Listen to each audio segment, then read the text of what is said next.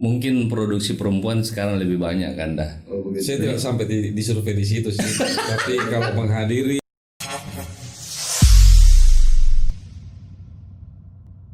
Jadi teknik kimia ini hadir. Teknik kimia, dato-datonya ini teknik kimia. Dato Ji, bukan kalau itu Dato ada dua orang. Masih ada dato lagi. Datonya teknik elektro ya kan. Kalau betul teknik kimia yang mana di situ logonya dari? Chemical engineering. Wah, warna kuning. Elektrikal. Sudah dibuatin semua ya. Ya.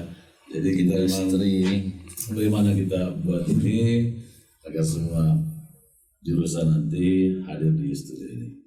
Kalau menurut Dinda teknik kimia, Siap kan? sekarang sudah bisa dapat rumusnya buat nuklir ya.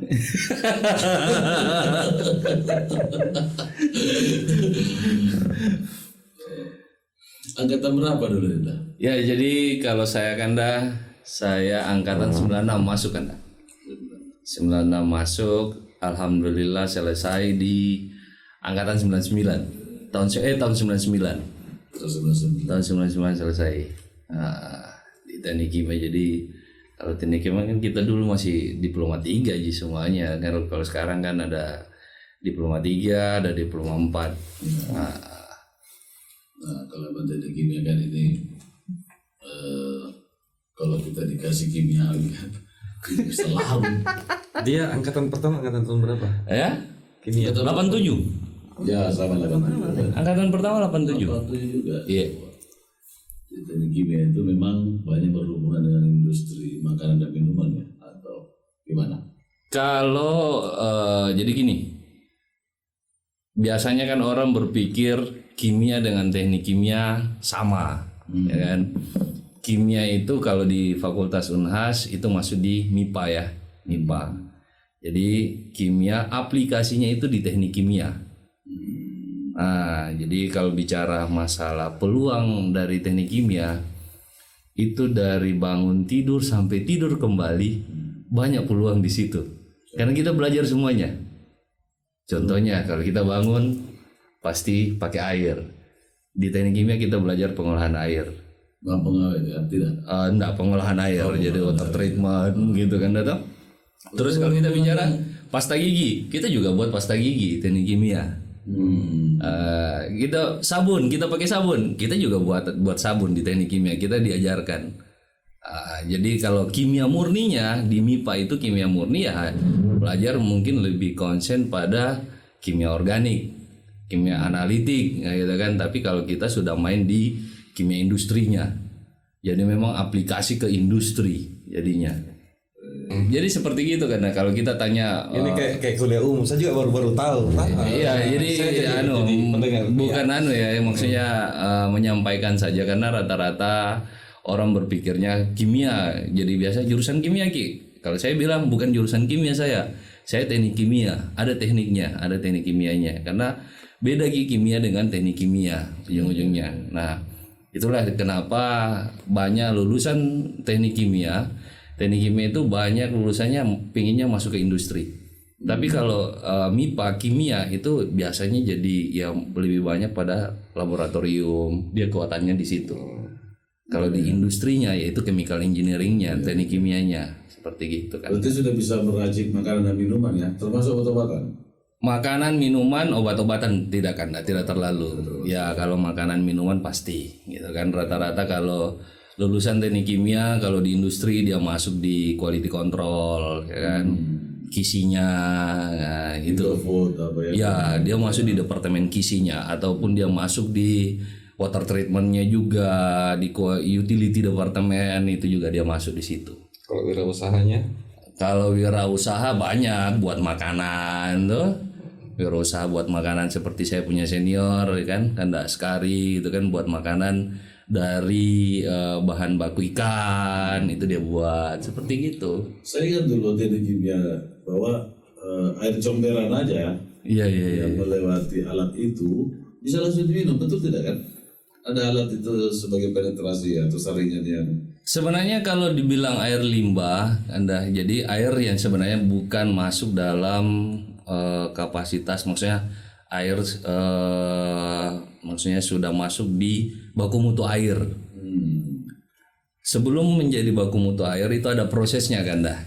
Jadi ada prosesnya, banyak proses sebenarnya. Ada proses kimiawi, ada proses biologi seperti gitu. Nanti terakhir lagi filterisasi. Kalau sekarang kan teknologi reverse osmosis, RO seperti gitu untuk melepas pokoknya kadar logamnya. Banyak kadar yang dilepas itu supaya menjadi baku mutu air.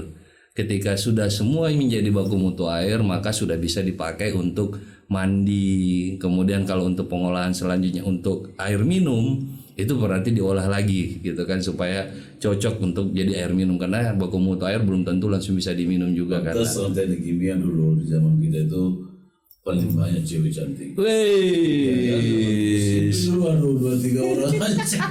Aduh, gimana? Tapi saya melihat itu juga mahasiswa sekarang ini di teknik ini dulu kan kita itu kebanyakan cowok kan. Sekarang ini lebih banyak cewek ya. Mungkin produksi perempuan sekarang lebih banyak kan dah.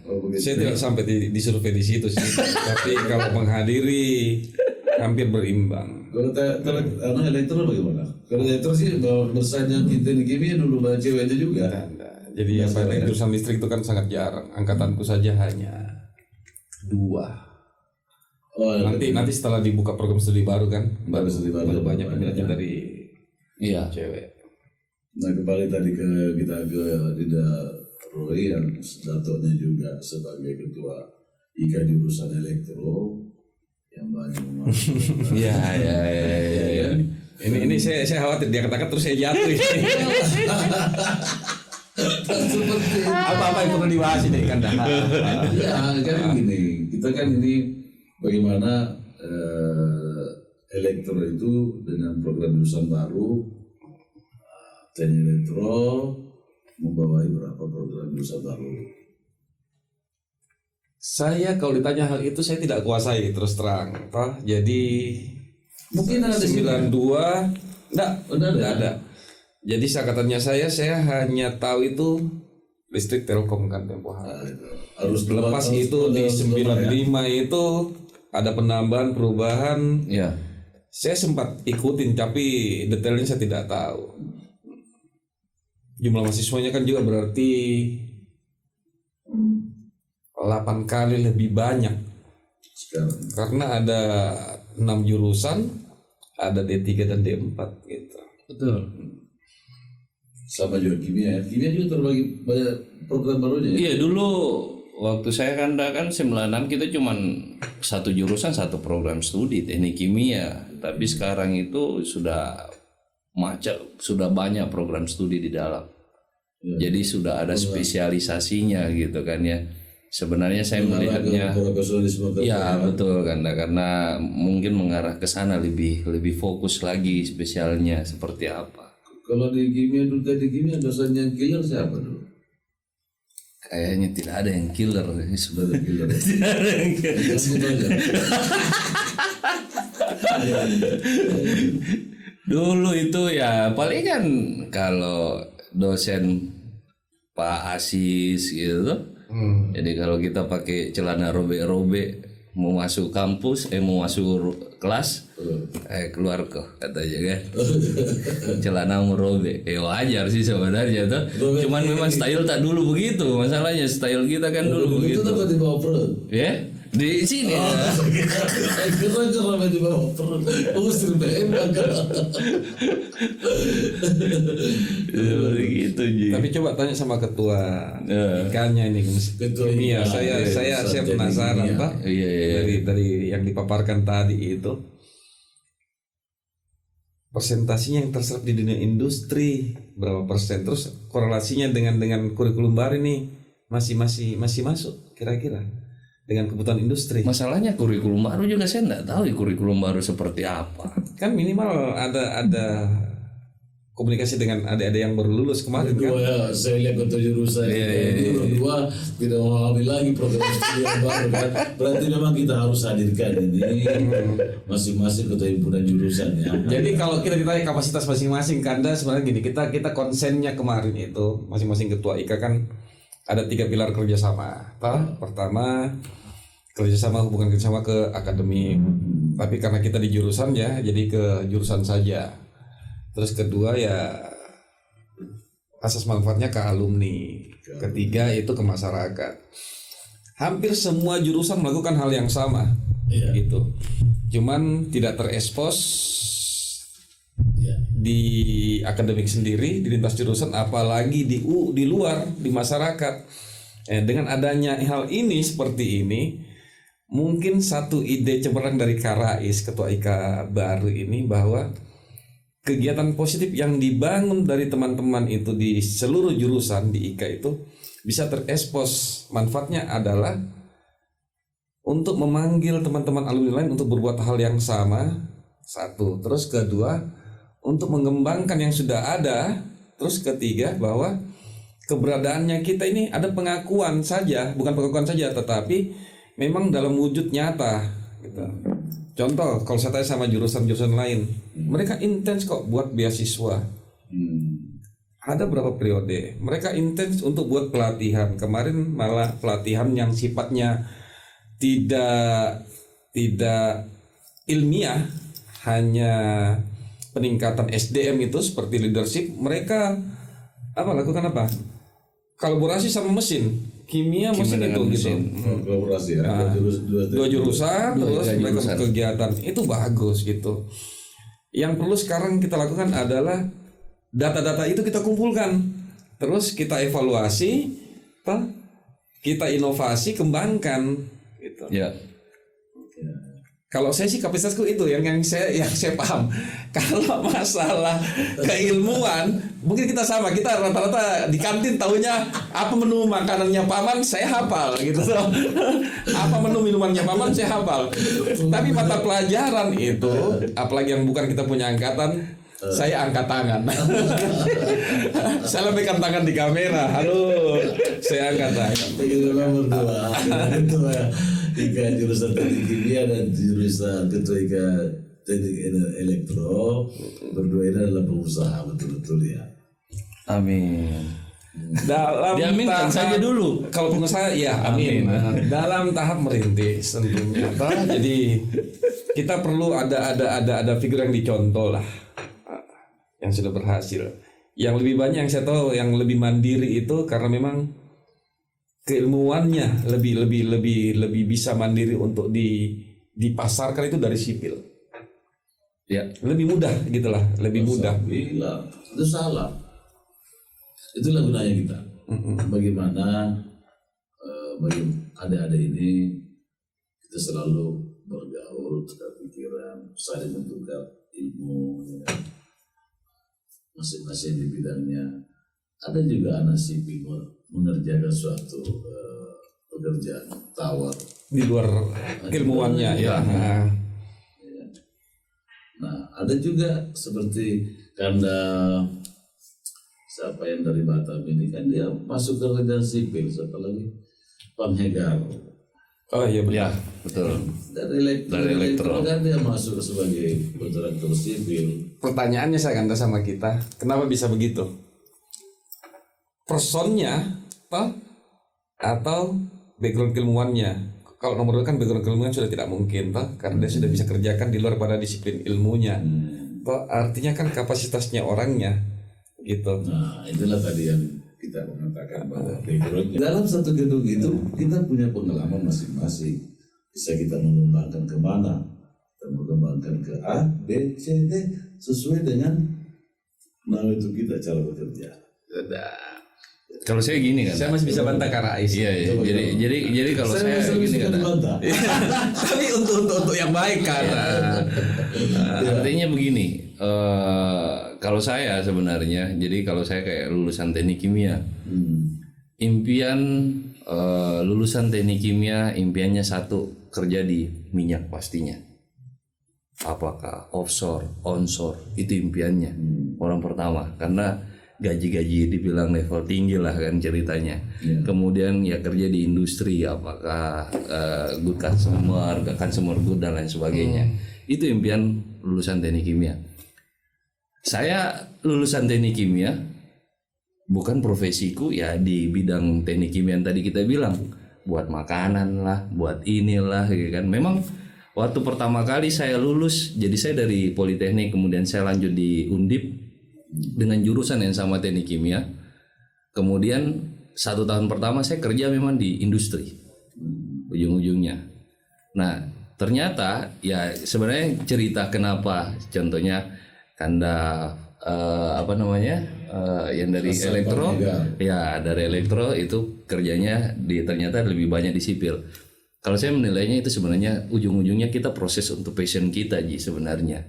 Makanya saya selalu sampaikan ke adik-adik itu, jangan sampai kalian lulus di Politeknik sebagai lulusan teknik kimia, kemudian kalian berharap bahwa saya mau masuk di KIMA, kawasan industri. Apakah dia Mars Bioscience kayak atau di Indofood dan lain sebagainya. Artinya gini, Saya terkesima kalau dia ngomong. karena begini masalahnya, daya tampung lulusan teknik kimia. Kalau teknik kimia kan yang tadi, teknik kimia itu agak lebih spesifik sebenarnya, ya kan ujung-ujungnya ya. Lebih beda dengan sipil. Kalau sipil kan peluangnya banyak sebenarnya. Kalau kita lihat sekarang, semua pembangunan ujung-ujungnya itu lari sipil, elektro juga demikian gitu kan. Ada pembangunan pasti ada elektrikalnya, kan begitu Ji. Sipil TNI ya. Seperti gitu. Nah, yang dikhawatirkan sekarang yang dikhawatirkan itu kalau di jurusanku, yang saya khawatir adalah ketika yang masuk dalam otaknya adik-adik ini adalah saya lulusan teknik kimia mau kerja di industri. Sementara daya tampung industri itu tidak ada full gitu kan ceritanya. Masih banyak pengangguran teknik kimia yang lain dari tahun-tahun sebelumnya. Otomatis dia harus berkompetisi dengan yang pengangguran sebelum-sebelumnya. Nah, industri membangunnya kita bisa lihat lah. Industri di Kima membangunnya berapa? Mengganggu teknik kimia ini tidak mau lari ke Jabodetabek. Ya, kalau di Jabodetabek lah kan ada sampai ya Jabodetabek oke lah gitu kan ya. Tapi Jabodetabek kalau kapasitas yang dibawa banyak diterima, tapi pada level sarjana itu agak susah gitu kan ya.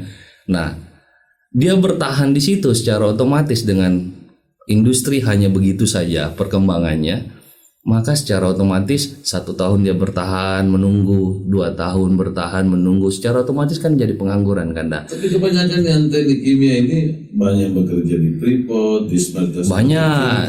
Ya. Nah, banyak juga itu artinya keberuntungan ada gitu kan dah. Keberuntungan ada. Yang saya mau jelaskan adalah begini.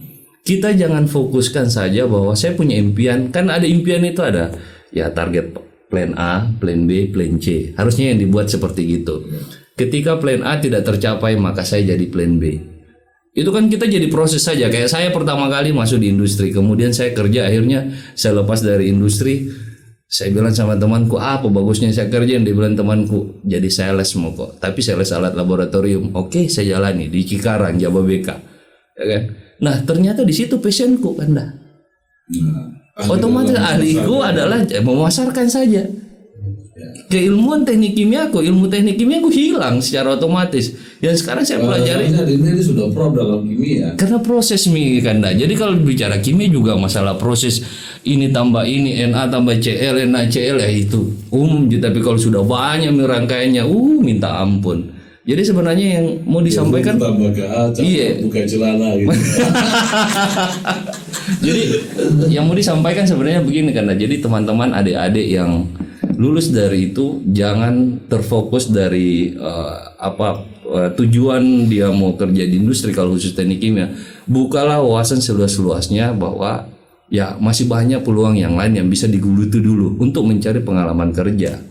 Sebenarnya dengan pengalaman kerja itu dia akan melihat, oh ternyata passionku di sini. Berarti betul ya bahwa disiplin kita itu yang paling penting adalah kita bermain di organisasi. Salah satu penunjangnya seperti itu kan. Banyak faktor. Jadi begini, orang cerdas itu hanya mengantar sampai penerimaan saja. Ya. Tapi kalau orang yang punya soft skill dan cerdas, dia lebih bisa daripada itu penerimaan. Dia bisa mengembangkan dirinya gitu. Lebih besar lagi dia bisa ciptakan lapangan kerja. Ya. Sekarang kalau mau persentase saja secara keseluruhan, makanya saya bilang sipil lebih unggul. Tapi sebelum sampai di situ saya bantah bahasa tak.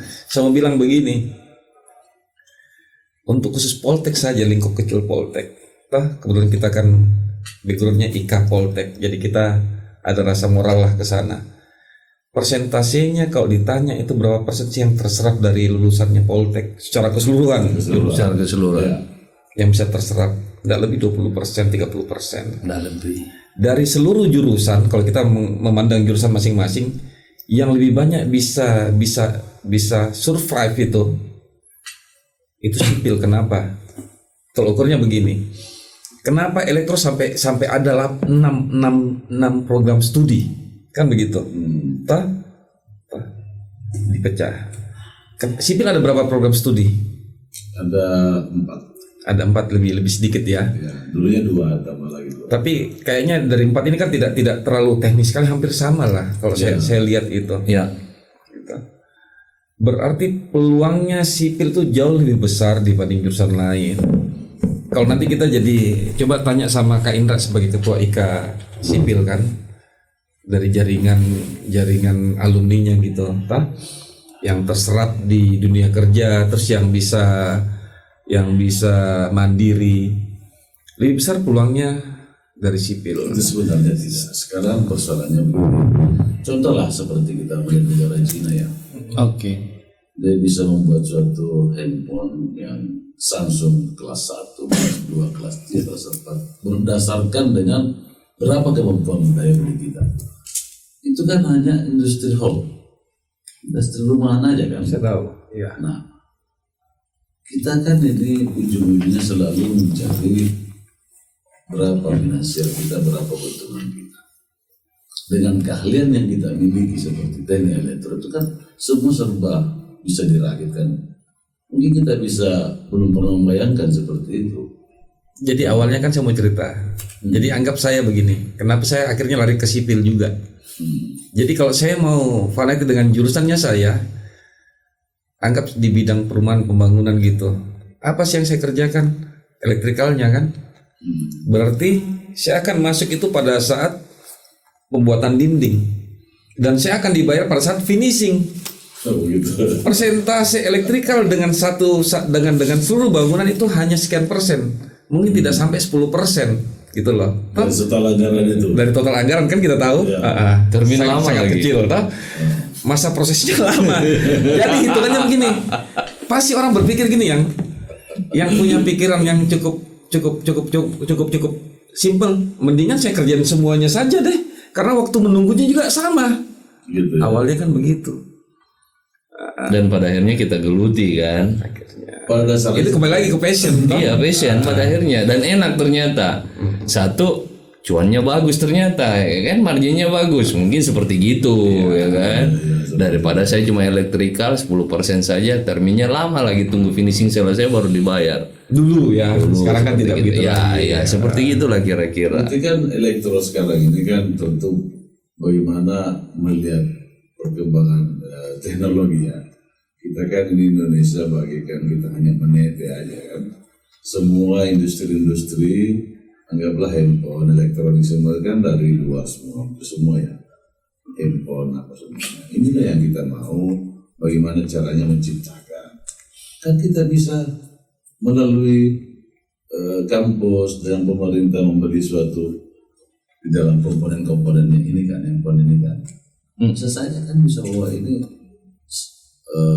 handphone merek Poltek, ya kan? Supaya kita tidak dianggap bahwa menciplak, tapi namun di dalamnya ini sama. Komponen-komponen yang ada itu kan kita bisa lagi menurut kita. Jadi ini dianggap ini jadi hak ciptanya kita jika lebih dari 50% komponen yang kita anu sendiri. Sementara teknologi seperti ini kan tidak usah jauh-jauh. Kalau peniti saja kita ekspor, bagaimana IC kita bisa buat? Tidak bisa. Kalau masih luarnya casingnya, kameranya mungkin kita bisa. Tapi saya tidak terlalu paham lah dengan itu kendalanya seperti itu. Toh kenapa sampai tidak dibuat kalau menguntungkan? Zamannya RC itu, jadi remote control itu, betul kita bilang itu jadi home industrinya mereka, gitu loh. Ya, home industry kan. Home industry, bukan industri besar itu. Membuat rakitan mobil remote control itu home industrinya mereka.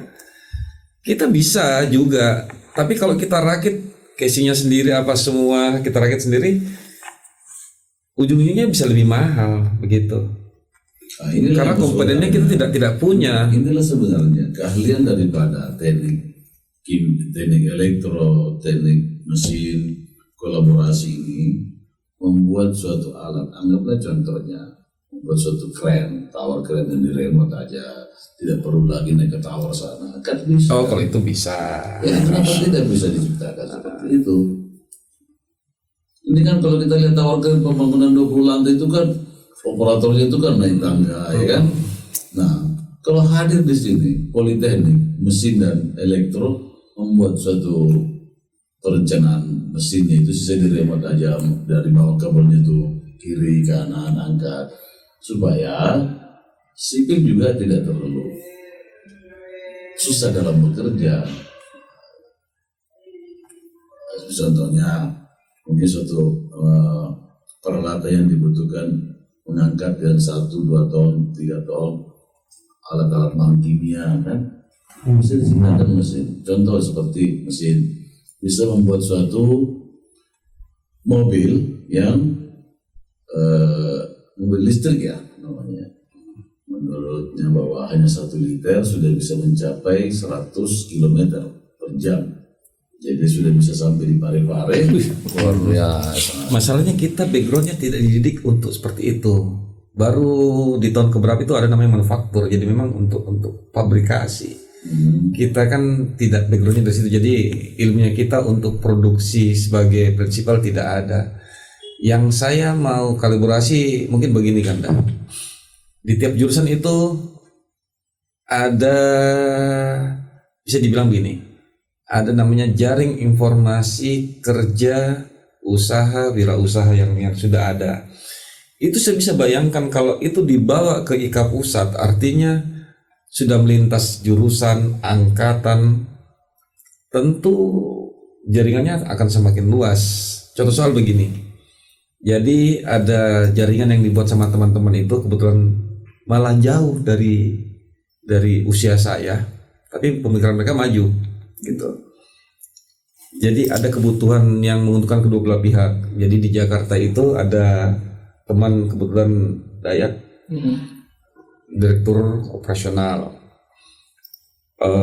pemiliknya itu Huawei, ada Handoko.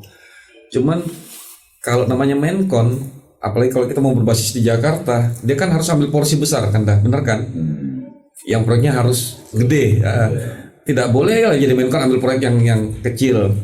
Tapi kalau kita dengan kapasitas yang terbatas kan kita butuh subkon yang banyak, dibukalah. Jadi ada jaringannya sampai terjadi Dayat, terus si Ridho, koleksi dibuka PO begitu. Itu terkait tadi manufaktur. Sekarang manufaktur, kalau kita lihat dari Politeknik ITS kan, dia kan sudah manufaktur bisa membuat, baru.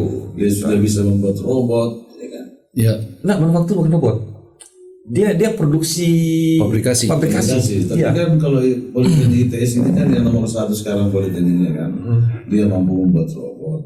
Nah sekarang Politeknik Makassar itu sudah mampu membuat suatu mobil listrik yang sangat hemat. Nah, apakah kita tidak bisa mengembangkan itu? Bisa. Dari Kan semua dia hanya butuh sponsor itu, terus untuk pengembangan apa produknya itu kan butuh sponsor itu. sehingga Dan ini nanti besar mungkin itu. ke depannya kita kembangkan itu tadi temuan adik-adik di kampus, ya. dijadikan suatu home industry, tapi home industry-nya yang bisa mengambil pekerja-pekerja dan tenaga ahli dari politeknik. Tapi kalau saya bayangkan kalau yang begituan effortnya terlalu besar gitu kan, dah. Artinya dari sisi regulasi dan lain sebagainya pastinya. Kalau untuk manufaktur seperti itu, apalagi kalau yang tadi mobil dan lain Apa di sebagainya, Undang-Undang Cipta Karya tidak dibahas itu ya? pastinya ada lah. Gitu kan. Cipta Karya Iya, kan? pastinya Kalau ada. Undang-Undang Cipta Karya ini kan ada plus minusnya, tapi kalau saya mau melihat lebih banyak plusnya. Contohnya, tadi kalau kita membuat suatu usaha ya, kan pemerintah ini lagi membatasi penerimaan pegawai negeri ya kan, tetapi memudahkan untuk membuat suatu izin usaha. Contohnya, membuat situs siup TDP itu tidak perlu lagi kita bawa TT map ke kantor Kota Madya di mana satu tempat atau kabupaten. Cukup melalui IT lengkap dari RT RW-nya, situsnya dimasukkan di situ, tidak perlu dibayar lagi, langsung keluar situs siupnya. Nah ini kan untuk merangsang, pemerintah merangsang supaya semua ini yang kaum intelektual yang keluar dari universitas ini tidak berfokus bahwa harus menjadi PNS, harus menjadi ini. Jadi usaha jadi pengusaha itu kan sebaiknya lebih pantas untuk mereka. Ya, emang semua dirasakan seperti itu. Kembali kaitannya ke IKA kan yang saya bilang. Jadi kalau kita sudah punya jaring informasi kerja, wirausaha bisnis yang kita ciptakan, artinya walaupun ini IKA bukan lembaga profit, tapi jaringan ini menguntungkan pengusaha yang di pusat, terus teman-teman yang di daerah di Makassar. Itu kan dengan tidak langsung kita berdayakan tenaga kerja yang ada ini untuk bisa berwirausaha, dan tentu pasti akan berkembang. Itu 2 tahun ini banyak teman-teman yang tadinya dipasang sebagai pengawas terus akhirnya jadi pelaksana. Sekarang itu ada teman namanya siapa itu, saya tidak usah sebut nama lah, akhirnya buka CV sendiri dari jaringan itu gitu loh. Sambil belajar mereka bisa mendapatkan profit yang bagus, akhirnya bisa mandiri. Peluangnya itu ada besar untuk IKA gitu loh. Jadi sekarang alun-alun ini mau berani. Ya, banyak ini kan kolaborasi sebenarnya. Kolaborasi. Dan itu yang adanya jangan hanya di IKA pusat gitu loh. Ya. Informasi dari kimia kadang begini, tidak terbatas informasi yang diberikan itu hanya kebutuhan untuk mahasiswa alumni teknik kimia gitu loh. Di mana dia bisa sampaikan itu di IKA pusat. Begitu juga dengan KRS di sipil gitu kebutuhannya kan tidak hanya mutlak dengan orientasi di sipil saja, banyak kan gitu. Tenaga AK butuh, AM, kimia butuh kolaborasi besar. Tantangannya kita di situ sih sebenarnya. Ya kalau saya gini kan, jadi ya hampir sama lah. Artinya kita di Politeknik ini kan ada 6 jurusan sebenarnya kan ya, AK, AN, sipil, kimia, mesin, elektro, ya kan. Ini kalau dikolaborasi kan sangat luar biasa lah kalau saya bilang. Betul. Dari berbagai macam ini kita bisa dari sisi industri ada, dari sisi konstruksi ada, semuanya. Tinggal mengkolaborasi buat jaringan satu. Industri-industri, contohnya kita buat industri kecil lah gitu kan. Kalau yang saya bayangkan, saya tangkap dari ketua ini, bagaimana caranya kita lulusan dari Politeknik ini, apakah dari mesin, apakah dari elektro, kimia dan lain sebagainya, itu kita buat satu industri yang kira-kira brandnya IKPNUP mungkin, atau PNUP Politeknik. Yang saya bayangkan seperti gitu. Paling simpel lah kalau dibilang, dari elektro mungkin buat amplifier, ya kan, contohnya produksi amplifier yang kecil-kecil saja lah. Karena kalau ya baru kita buat masa, ya kan, ini kan home industry. Kalau kita bicara home industry, ataupun dari kimia buat yang namanya sabun hotel contohnya. Nah, tugasnya kita mungkin dari yang sekarang yang pada setelnya sudah manajerial ke atas, punya link yang sudah besar kayak Kanda Getung kan, sudah HIPMI dan lain sebagainya. Tugasnya adalah bagaimana caranya ini produk bisa terpasarkan. Ya, Melingkan itu semuanya sebenarnya. Ini kan butuh. Kayak kita kan sudah punya link yang sangat luar biasa. Kita juga punya link sangat luar biasa. Produk ini baru luar biasanya belum. Nah, contohnya kalau kimia buat coklat, contohnya buat coklat bubuk bisa sebenarnya dipasarkan dalam bentuk kemasan makanan dan lain sebagainya, semuanya bisa. Tinggal niatan kita sebenarnya gitu kan. Kita lihat itu kendalanya di mana pemasaran. Nah, ya kendalanya satu ya pastinya satu hitung-hitungannya dulu gitu kan ya. Terus yang kedua ya masalah izin dan lain sebagainya. Kalau produk kan harus izin juga. Nah itulah tadi yang kita izin-izinnya semuanya. Level home industry harus izin juga. ada lagi. Jadi kalau saya kita pada kita namanya itu saya coba membaca ini sebenarnya udah cipta karya ini Omnibus Law ini apa sih ternyata lebih banyak menguntungkan untuk masyarakat kecil saya melihat. Ya, Mungkin menurut yang lain mungkin ada yang di sisi yang kurang menguntungkannya. Contohnya anggaplah mungkin membangun suatu perkantoran yang pemerintahan, ketika lahan itu yang pemerintah mau mengambil tentu kan saya belum paham terhadap itu karena bukan jurusan saya, tapi saya memetik dari persoalan izin membuat suatu usaha UKM itu tidak perlu lagi. Contoh seumpamanya kita mau membuat suatu tambang C itu kan anggaplah contoh seumpamanya tanah uruk, ya kan, terus batu kali, batu gunung. Kita tahapannya itu tidak perlu lagi kita terlalu banyak yang kita mau datangi, cukup dengan menggunakan teknologi IT, dimasukkan semua apa yang menjadi syarat-syarat lengkap, diusulkan. Ketika lengkap persyaratan itu, tidak pakai lagi amplop. Pemerintah yang mengeluarkan izin tersebut, ketika ini lengkap dia lambat menandatangani, langsung pecah ganti. Nah, kenapa pemerintah saya melihat mengambil ke sana? Karena hampir semua konglomerat Indonesia ini yang sudah puluhan tahun kaya di sini, mereka juga gantung handuk membuat suatu investasi, bahkan melakukan PHK besar-besar.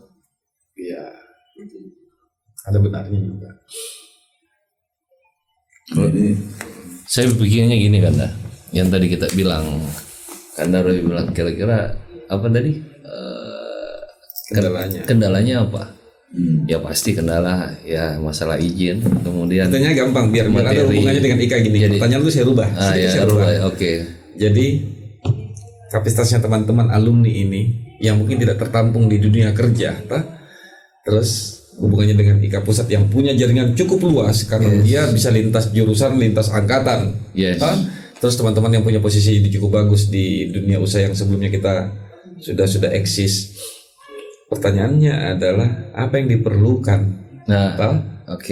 Sehingga teman-teman yang punya kapasitas ini tapi belum tertampung di dunia kerja bisa diberdayakan dan semua bisa merasa nyaman dan cukup di situ.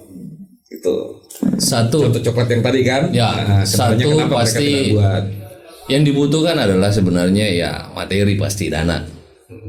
Yang saya bayangkan begini, seandainya ya dari tahun Politeknik ini kan lulusan 87 sekarang sampai tahun berapa gitu kan, pasti sudah banyak nih orang sukses, alumni yang Politeknik sudah sukses.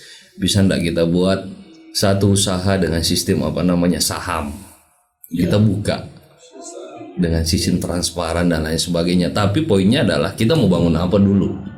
Contohnya ini kan kita lihat skillnya teman-teman apa yang kira-kira ini dari lulusan ini bagus nih, kita buat yang sekarang lagi booming industri ini. Contohnya kita buat rumahan, industri home industry tadi yang kita bilang yang kayak di Cina dan lain sebagainya kan.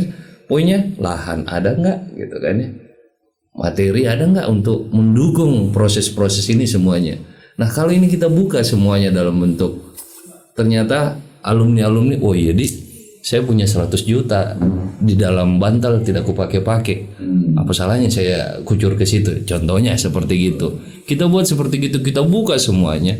Maka ada home industry level punya alumni Politeknik.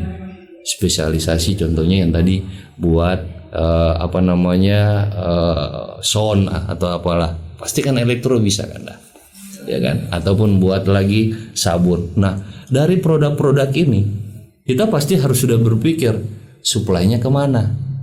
Pasti kan sebelum juga kita buat kita sudah tahu harus kita bargaining position juga dengan industri-industri kayak sabun, mungkin suplai terbesarnya di hotel gitu kan ya. Tapi kan bingungnya begini, mulainya dari mana Pak? Nah dari IKA lah kita kumpul gitu. Berarti yang perlu IKA lakukan adalah perkuat database. Ya. Jadi teman-teman IKA yang punya posisi cukup strategis di industri atau punya kapasitas lebih mau di politik di mana itu dianggap sebagai mitra lah gitu loh. Iya. Jadi kita punya database cukup besar, jadi penguatan di database-nya. Banyak yang jurusan-jurusan lain itu yang sukses dalam bidang ini. Kita kemarin sudah susun itu Dewan Pakar. Bisa nanti kita sebagai Dewan Pertimbangan kalau memang kita butuh keilmuannya di situ. Ya, betul. Sekarang teman-teman yang kira-kira sudah eksis di dunia industri, kita butuh database-nya di situ. Dikumpulkanlah dari seluruh jurusan, baik itu pengusaha. Kadang ini pengusaha untuk cari partner juga susah. Akhirnya karena dia tidak kenal sama temennya, akhirnya orang lain dia pakai padahal kapasitasnya sama. Nanti ketemu, oh ternyata kita ini ya. Saya cari orang seperti ini. Nah, kayak gitu. Jadi memang begini, kadang kita terkait masalah kalau masuk di usaha ya, kita berurusan dengan suatu pekerjaan, memang kita kadang dianggap mahasiswa yang baru selesai yang idealis masuk ke dunia kerja pengusaha itu sangat berbeda. Idealisnya kadang hilang, tapi kadang juga ada mahasiswa yang membawa idealismenya dalam suatu pekerjaan, tertinggal dia. Kenapa? Di dalam suatu anggaran itu pemerintah, APBD atau PPN itu pengelolaannya